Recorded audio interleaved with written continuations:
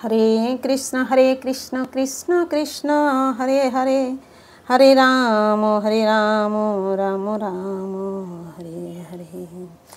गुरु ब्रह्मा गुरु विष्णु गुरुदेव महेश्वर, गुरु साक्षात् परम ब्रह्म तस्मै श्री गुरवे नमः। पाठ करছি শ্রীমদ্ ভাগবত গীতা বিভূতি যোগ দশম অধ্যায় শ্লোক নাম্বার 9। মচ্চিত্তা মদ্গত প্রাণা বোধয়ন্ত পরস্পরম কথয়ন্তশ্চ মাং নিত্যং তুষ্যন্তি চ রমন্তি চ। মচ্চিত্তা যাদের চিত্ত সম্পূর্ণরূপে আমাতে সমর্পিত, মদ্গত প্রাণা যাদের প্রাণ আমাতে সমর্পিত, বোধয়ন্ত ভাবের বিনিময়, পরস্পরম পরস্পরের মধ্যে, কথয়ন্ত আলোচনা করেন, চ মানে ও, মা মানে আমার সম্বন্ধে, নিত্যম সর্বদা, তুষ্যন্তি তুষ্ট হন, চ ও, রমন্তি অপ্রাকৃত আনন্দ লাভ করেন, চ মানে ও। অনুবাদ: যাদের চিত্ত ও প্রাণ সম্পূর্ণরূপে আমাতে সমর্পিত, তারা আমার কথা সর্বদা আলোচনা করে এবং আমার সম্বন্ধে পরস্পরের মধ্যে ভাবের বিনিময় করে পরম সন্তোষ ও অপ্রাকৃত আনন্দ লাভ করেন।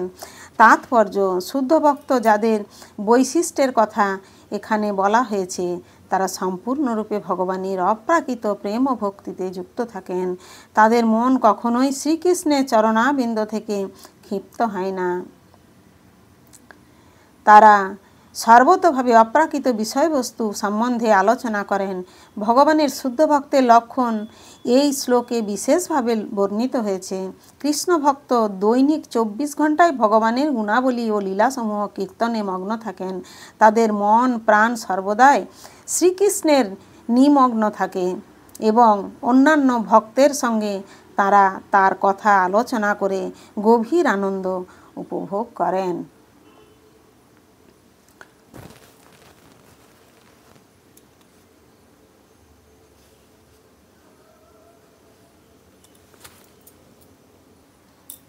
ভগবত ভক্তির প্রাথমিক স্তরে ভক্তরা ভগবানের সেবার মাধ্যমে অপ্রাকৃত আনন্দ উপভোগ করেন এবং পরিপক্ক অবস্থায় তারা ভগবত প্রেমে প্রকৃতই স্থিত হন।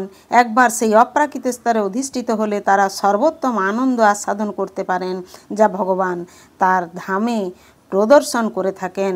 শ্রী চৈতন্য মহাপ্রভু অপ্রাকৃত ভগবত ভক্তিকে জীবের হৃদয়ে বীজ বপন করার সঙ্গে তুলনা করেছেন। ব্রহ্মাণ্ডের সর্বত্র বিভিন্ন গ্রহলোকে অসংখ্য জীব ভ্রমণ করে বেড়াচ্ছে এবং তাদের মধ্যে কোনো কোনো ভাগ্যবান জীব শুদ্ধ ভক্তের সংস্পর্শে আসার ফলে ভগবদ্ভক্তির নিগূঢ় রহস্যের কথা অবগত হওয়ার সুযোগ লাভ করেন।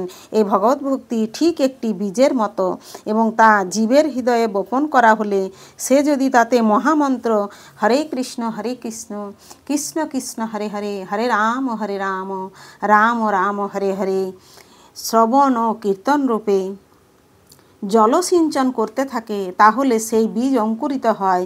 কিন্তু ঠিক যেমন নিয়মিত জলসিঞ্চনের ফলে একটি গাছের বীজ অঙ্কুরিত হয়, এই অপ্রাকৃত ভক্তিলতা ক্রমে ক্রমে বর্ধিত হয়ে জড়ব্রহ্মাণ্ডের আবরণ ভেদ করে চিদাকাশের ব্রহ্মজ্যোতিতে প্রবেশ করে। চিদাকাশেও এই লতা উত্তরোত্তর বর্ধিত হতে থাকে, যতক্ষণ পর্যন্ত না সেটি সর্বোচ্চ গ্রহলোকে শ্রীকৃষ্ণের পরম আলয় গোলকধামে বৃন্দাবনে প্রবেশ করে। পরিশেষে এই ভক্তিলতাটি ভগবান শ্রীকৃষ্ণের চরণ কমলে আশ্রয় গ্রহণপূর্বক পরমানন্দে বিশ্রাম করে।